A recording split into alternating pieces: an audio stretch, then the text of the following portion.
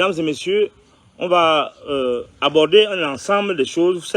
Vous êtes actuellement en pleine campagne électorale pour les présidentielles 2025. Le 12 octobre, vous allez vous prononcer sur celui qui est en même de diriger ce pays. Excusez-moi, je ne vais pas lire les messages, je vais aller directement d'abord sur le topo, sur ce que j'ai prévu de vous dire ce soir.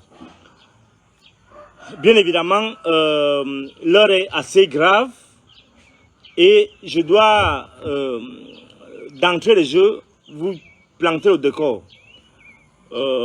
Beaucoup de choses sont dites à mon sujet depuis quelques mois, depuis quelques semaines, depuis mon silence, depuis ma décision de retirer de la vente le livre L'Ange du Chaos. Beaucoup de spéculations vont bon train à mon sujet et certains se permettent de m'affubler des postures qui ne sont pas les miennes. Je dois dire que je vais d'abord répondre à cela avant de vous dire les raisons fondamentales qui m'ont poussé à retirer le livre de la circulation. Et enfin, je vais vous dire ma lecture de la situation actuelle de notre pays et la présidentielle qui est en cours.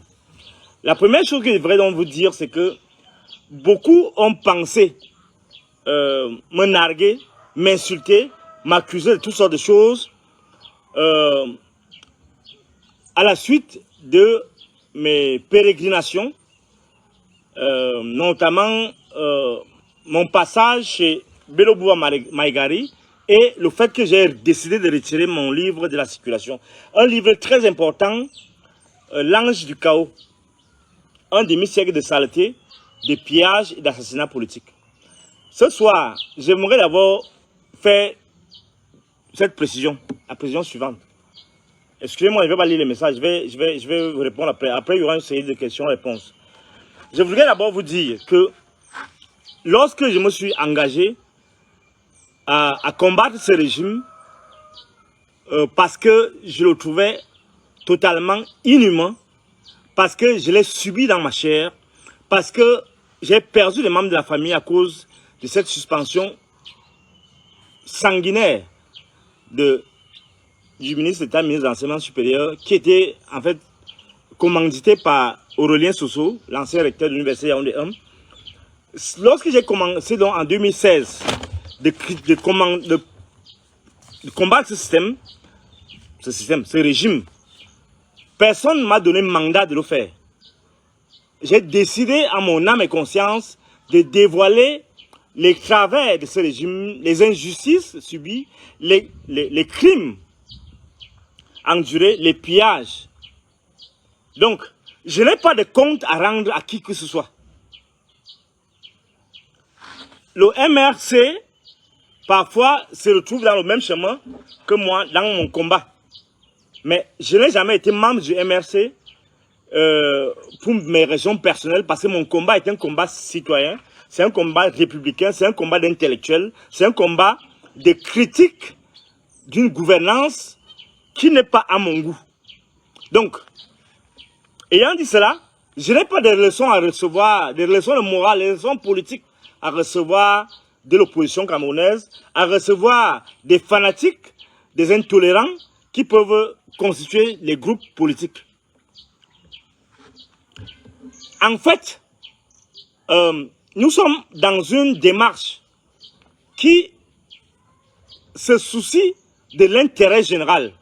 Nous sommes dans une démarche qui se soucie du bien-être du citoyen, qui se soucie de l'avenir de cette nation, qui se soucie de l'épanouissement des compatriotes, qui se soucie de la prospérité économique. Et nous avons toujours dénoncé ce que le président lui-même appelle l'inertie, qui plombe notre économie, qui plombe notre gouvernance, qui plombe notre école et notre université. Donc, moi j'ai subi ce régime dans ma chair. J'ai subi cette gouvernance dans ma peau. Ça fait 9 ans que je suis rentré de Belgique et que j'ai été recruté à l'université où on a détruit ma carrière, on a détruit ma vie familiale. Donc, je n'ai pas de leçons à recevoir de qui que ce soit. Mais mon rôle n'est pas de verser dans la violence. Mon rôle, c'est de faire prévaloir le bon sens, comme je vais le faire tout à l'heure. Mon rôle, c'est de m'assurer que ce qui doit être fait dans le sens, dans l'intention de servir le maximum de Camerounais. Donc,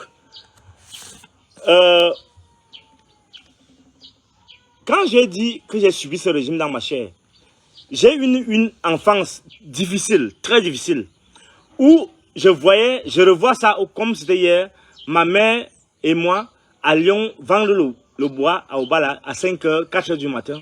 Parfois on confondait même les heures, on se retrouvait à 2h du matin en train de pousser le pouce toute la nuit pour effectuer mes 7 km qui me séparaient de mon village au quartier Aoussa où on partait livrer le bois. J'ai été ici étudiant, je suis entré, je ne vais pas rentrer dans tous les détails. J'ai dû louer des maisons quand j'avais 15, 14 ans, 16 ans, des maisons de 1000 francs, 2000 francs, des chambres à Obala, où je faisais je cultivais les légumes pour financer mon école, mon lycée. Donc, j'ai une formation. J'ai été, même d'ailleurs, je dois vous le dire, vous ne savez pas, j'ai été le plus jeune président de la coopérative du lycée Obala. Fridolin qui a marqué l'histoire dans son lycée. Et je suis fier de ça, de ce que je suis devenu. Ici, arrivé à Yaoundé, en première année, j'étais gardien de nuit, j'étais éboueur à Loncac, j'ai tout fait. Donc, lorsqu'on a ce parcours, je suis allé au Canada, après la grève des étudiants, j'ai demandé une bourse, parce que j'avais droit à cette bourse-là depuis longtemps. Je ne veux pas rentrer dans les détails. Je vous dis donc que je n'ai pas de leçons à recevoir de qui que ce soit. J'ai décidé de faire prévaloir la vérité. J'ai été au cœur de la critique de ce régime et je n'ai pas renoncé à mes convictions. La première chose que je dois vous dire ce soir, c'est que je n'ai pas renoncé à mes convictions. Je suis déterminé à travailler pour que ce régime comprenne que nous sommes au bord du gouffre.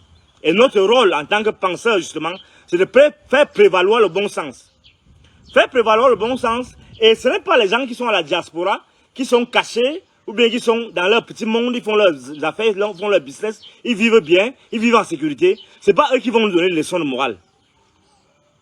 Je répète, je dis ceci, mes convictions sont intactes, mais je n'ai pas besoin de faire plaisir aux gens à bavarder comme une pie, alors qu'on doit faire des stratégies pour économiser économiser le sang des Camerounais, économiser le temps des Camerounais, économiser les gens.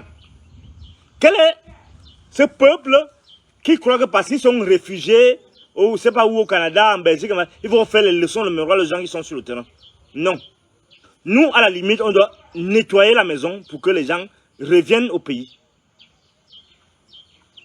Donc, j'interdis à qui que ce soit qui soit dans la diaspora, à Malise, excusez-moi, Malise, qui est là?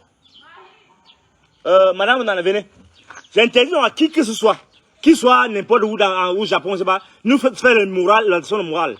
Je dois vous rappeler, et je vais vous rappeler ce jour. Vous vous souvenez après l'affaire de Martinez Zogo. Il faut que je vous rappelle ça parce que vous avez il faut ouvrir excusez, hein. Ouvrez la portière là. Vous enlevez les phares là. Tournez le truc ici. Là, les phares ici. Le petit bout de truc là, ici là, oui. Au volant là, oui. Tournez ça par ici, Voilà, merci. C'est bon, excusez. Il fallait que j'éteigne les phares. Merci. Donc, vous allez le trouver, j'étais sur le terrain. Je suis sur le terrain. Les gens sont en train de fructifier la haine. Je vous dis, j'ai fait une enquête sur le terrain. Je suis allé sur le terrain là où Martinez aurait été tué. J'ai eu les éléments en ma position. Je vous informe que ce n'est pas Amourou Belinga qui a tué Martinez Zoré. Je vous le dis. Mais vous êtes là-bas caché, en sécurité, vous buvez vos biens, vous buvez vos vins, vous ne pouvez même pas me donner mes biens, mes vins. Vous venez me faire la leçon morale, moi qui suis sur le terrain. Vous voulez m'apprendre que c'est Amourou Belinga pour fructifier votre petit tribalisme. Après, vous accusez les gens de tribalisme, vous accusez les gens d'être dans la discrimination. Je ne sais pas qu'est-ce que vous racontez, les bêtises que vous racontez aux gens. Non, ça ne va pas passer. Moi, je ne suis pas comme, on ne me manipule pas. On ne me manipule pas. Et je ne vais pas vous faire plaisir. Oh, on va aller voter Issa Chiroma. Oh, machin. Parce que vous êtes caché là-bas chez vous. Vous faites le petit Vous faites vous faites vos intéressants. Et moi, je suis sur le terrain. Je vous fais comprendre que voici la réalité. Donc, je vous avais dit, lorsque l'affaire est arrivée, que vous m'accusez d'avoir pris 10 millions chez Amadou Belinga, c'est bien. Mais j'attends 2025. Parce que vous croyez que vous pouvez faire le chantage aux gens. Vous croyez que parce que, parce que vous achetez un livre, il y en a qui m'ont écrit récemment, on ne va plus écrire vos livres. Mon ami, je n'ai pas besoin de, je vis de mes champs. Je ne vis pas de vos bêtises. Les gens les biens m'ont retiré les cours. Les gens les biens en janvier m'ont retiré toutes les primes. Vous croyez que je ne vis pas? Vous croyez que votre petit chantage va faire quoi? Ça ne va rien me faire. Je suis un esprit libre. Je peux même vous insulter. Rien ne va m'arriver. Je donc vous dis ce soir que ne croyez pas que vous allez diriger ce pays avec cette haine, avec cet aveuglement bête, avec cette hargne de vouloir tout saccager. Même le minimum qu'on a déjà reçu. La deuxième chose que je voulais vous dire ce soir. Un, je vous ai d'abord déjà dit ça. Mes convictions sont les mêmes. Deux, je ne reçois pas d'ordre de qui que ce soit pour penser comme je veux, pour faire la promotion du bon sens. J'ai suffisamment enduré dans ma peau. Pour pouvoir maintenant laisser des opportunistes, des cyniques, comme beaucoup d'entre vous, venir me faire la leçon de morale. Vous savez, ce qui me fait le plus mal, dès que je suis en désaccord avec quelqu'un,